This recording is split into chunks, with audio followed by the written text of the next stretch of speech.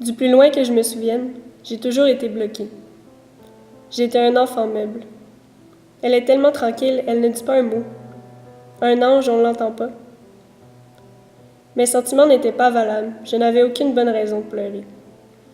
Probablement parce que tu savais très bien que la raison, la plupart du temps, c'était toi. Tu ne m'écoutais pas. Après, tu te demandes pourquoi je me suis repliée, à l'écart autant que possible des interactions. Pourquoi j'ai autant de difficultés à m'exprimer? Pourquoi j'aime autant être seule? Et ça me touche encore aujourd'hui. L'enfant meuble est devenu adulte meuble. Les séquelles m'ont rendu hermétique. Après, c'est la peur qui s'en mêle. La peur du centre. De dire ce que je ressens vraiment. En fait, c'est ta réaction qui me fait peur.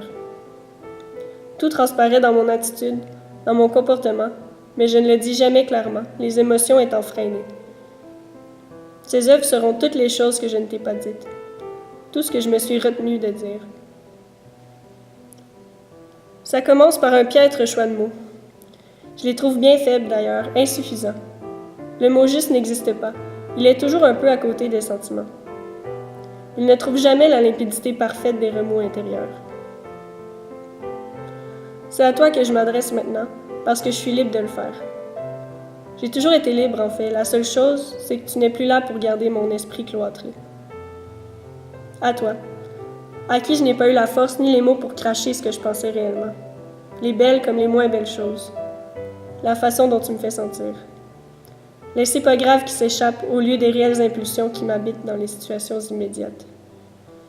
Pourquoi en suis-je arrivé au point où je dois mâcher mes mots, même quand le but n'est pas de te blesser? Que tu le veuilles ou non, que tu le réalises ou non, je suis là. En résulte un mélange de spontanéité qui n'est pas mienne et de gêne, qui m'empêche de choisir les mots convenables pour exprimer quoi que ce soit. Tu me vois, mais tu ne m'entends pas.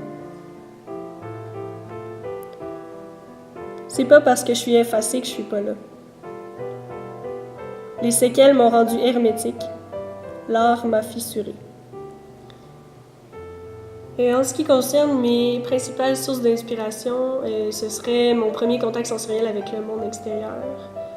Mais il y a aussi mes expériences personnelles, mes états d'âme, mes questionnements qui nourrissent beaucoup mon imaginaire. Les techniques que je privilégie, c'est surtout la gravure et la peinture à l'acrylique. Dans mes œuvres, on retrouve des couleurs vives, souvent appliquées en aplat, mais aussi des couleurs pastel, souvent dans une approche mixte. L'art, c'est pour moi un moyen de canaliser mes émotions. C'est un moyen aussi de me faire entendre. Puis si les gens peuvent se reconnaître dans mes œuvres, c'est tant mieux.